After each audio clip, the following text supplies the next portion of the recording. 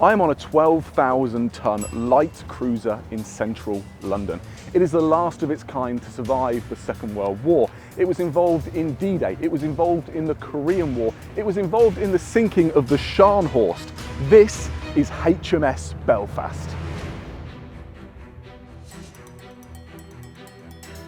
I'm James Rogers, a war historian and host of the History Hit Warfare podcast. And in this video, exclusively for the History Hit YouTube channel, I'm going to be diving into the story of one of the world's best known warships.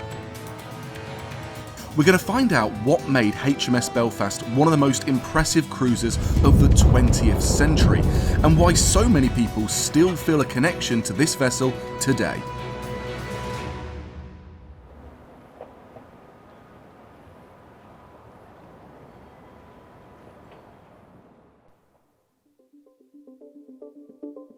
In the early 1930s, the British Admiralty conceived of a new series of advanced warships to rival those in the Japanese Imperial Navy.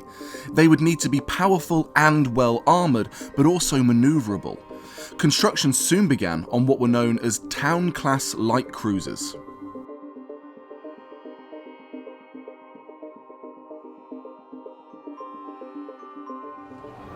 Built in 1936 in Belfast by Harland and Wolff, it was launched in 1938 by Anne Chamberlain, the then wife of Prime Minister Sir Neville Chamberlain. The date of that launch, well, it was St Patrick's Day, the 17th of March 1938. And when you put all of that together, you can see the reason why HMS Belfast is said to have the luck of the Irish. Belfast's luck would be tested when just 4 weeks after its launch, the Second World War broke out. It wasn't the most auspicious start. In November 1939, she was almost sunk off the coast of Scotland by an airdropped magnetic mine. 46 personnel were injured. The ship was out of action for now. Wow, look at the size of these.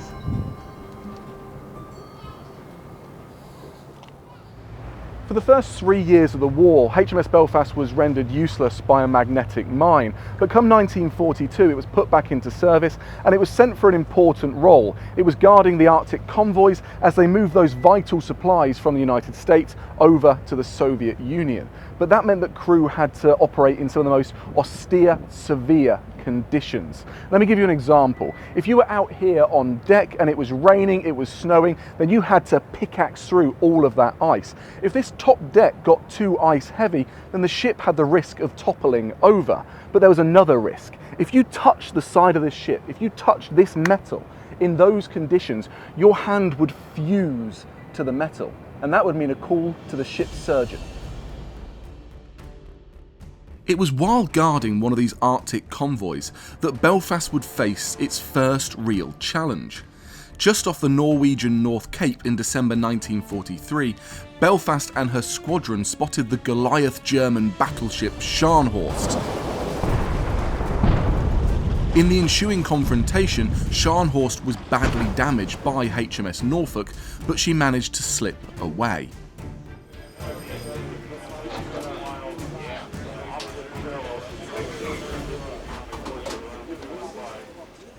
In 1943, Captain Parham and Admiral Burnett were sat on the bridge of the Belfast. They had a decision to make. They were chasing down the Scharnhorst, but it had gone off the radar. Now, naval doctrine said that they should head north and chase it down.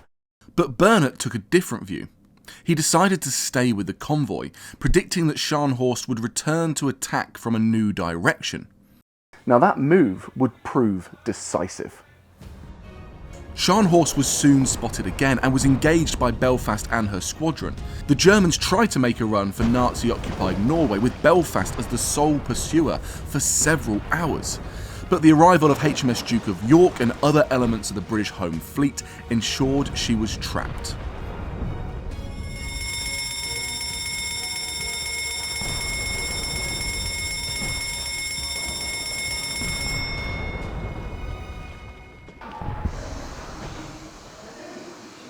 This is the torpedo flat of HMS Belfast. It was fitted during the Second World War and it could fire up to 6 of these beasts.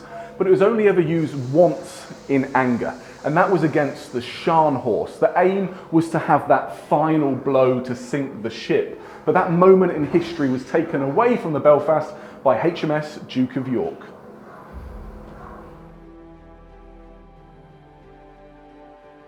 After distinguishing herself at the Battle of North Cape, the Belfast would go on to make another vital contribution to victory in World War II.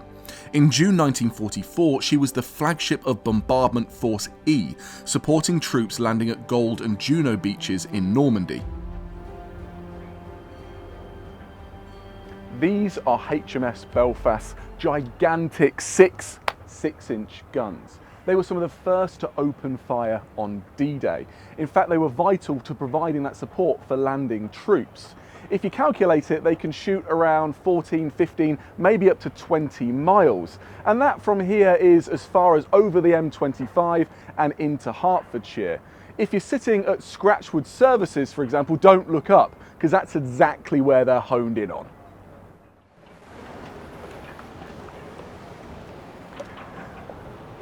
Now there are 12 guns in total on this ship, and each individual gun can fire 8 rounds a minute. And if we do some quick maths and put the whole battery together, then it's around 96 rounds a minute for all of those 12 guns. Put that into perspective, during the entirety of the Normandy campaign that the Belfast was involved in, it fired over 5,000 rounds. And a full broadside from the Belfast wasn't just a terrifying experience for the enemy, it could make life pretty uncomfortable on board. When the guns were fired in anger on this ship, men were thrown from their beds from the force alone. Cups were thrown across the room, whole dinners were thrown on the floor. And there's one particular story on D-Day that says the power of the guns shattered the toilets.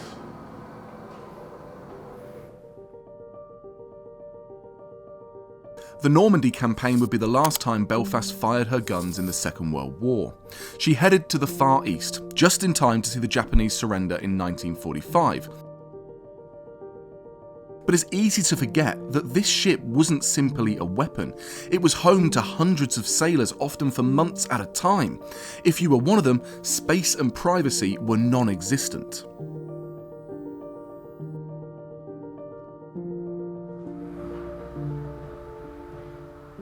So imagine it, you finish your shift, it's been a hard slog, you want some rest. You've got to come to a room like this, and then you've got to put up your hammock. You reach in, you take a beast like this, and then you've got to strap it up to one of these metal bars around 7 foot in the air.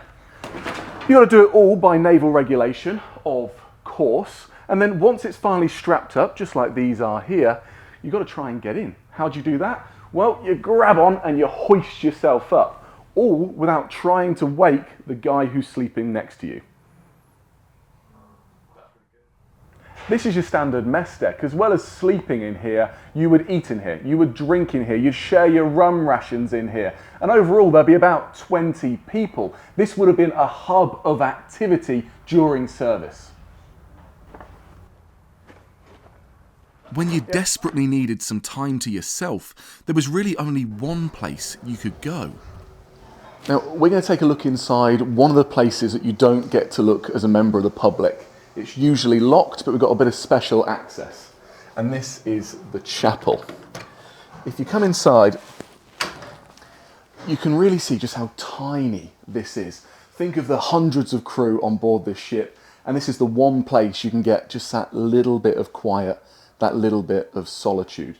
You're not going to get it on your mess deck, you're not going to get it anywhere else. If something's happened, if you've got a Dear John letter, I mean, this is the place you come, you make your peace with God, or whatever your religion is, and you sit and you gather your thoughts. It wasn't too long before Belfast was called into action again. Already on patrol in the Pacific, she was on the spot when the Korean War broke out in 1950.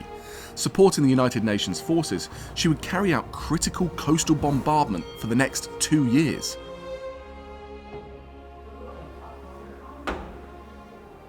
I am here 48 steps down from the main deck in the belly of the beast of HMS Belfast. It's here that all the action happened. These are the shells it would have fired. So you think about its role during the Korean War, well, it would have been shells like this that it sent inland over those 14, 15 miles to try and hit the advancing North Korean army. It was these that were pivotal to halting their advance during the Korean War.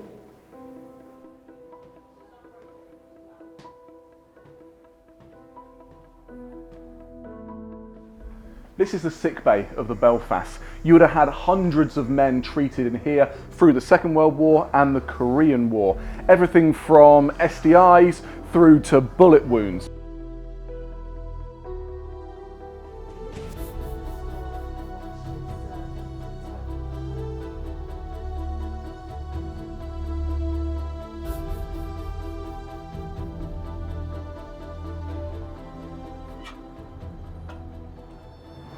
I've been granted access to come behind a restricted area of the ship. And the reason why is because a morbid bit of history happened down here. It was around this area that in 1952, during the Korean War, a steward called Lao So was in his bunk sleeping when a shell crashed into the side of the ship. It ruptured a steam pipe and he died as a result of those injuries. But the remarkable thing about that story is that he is the only person to have ever been killed in anger on this ship. In the mid-1950s, Belfast underwent a major refit. The world was changing and she had to keep up with the developing Cold War naval doctrine. Between 1959 and 1962, she was back on patrol in the Pacific, but this would be her final mission. HMS Belfast had a long career in the Royal Navy. It spanned 25 years from the 1930s to the 1960s, and a lot changed over that time. A lot changed in geopolitics, but a lot also changed in technology. If you look all around me, you've got these Cold War radars. All of this was about trying to hunt down communist submarines and to try and protect the West. These are legacies of that stalemate of global politics left here today.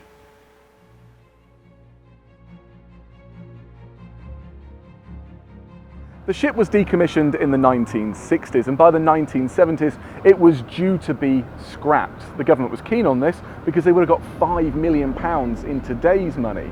But what they didn't bargain with was that by that time, one of the ship's former captains, Morgan Giles, was now an MP, and he used his political power, his persuasion, to stave the ship from execution, get it placed here in the centre of London, amongst some of its greatest landmarks preserved for the nation. It's the largest surviving Royal Navy surface combatant of World War II, a priceless piece of Britain's heritage. And for those veterans who served on HMS Belfast, there's a special way to stay connected with the ship. This is the ship's bell. It's made out of silver and it was gifted by the people of Belfast for the ship of Belfast. But the secret remarkable thing about it is if you look inside, you can see it's inscribed with names. It goes from 2002 all the way back to 1949. Why? Well, if you've served on this ship, you can get your children or grandchildren christened on this ship.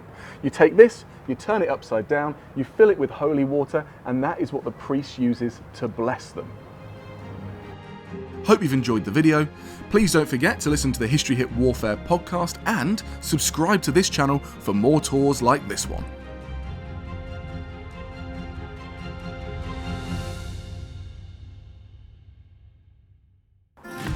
Welcome to the History Hit YouTube channel. Hope you enjoyed that video. And if you'd like to see more videos where we attempt to try and bring history to life, please don't forget to subscribe and hit that notification bell. Cheers guys, see you soon.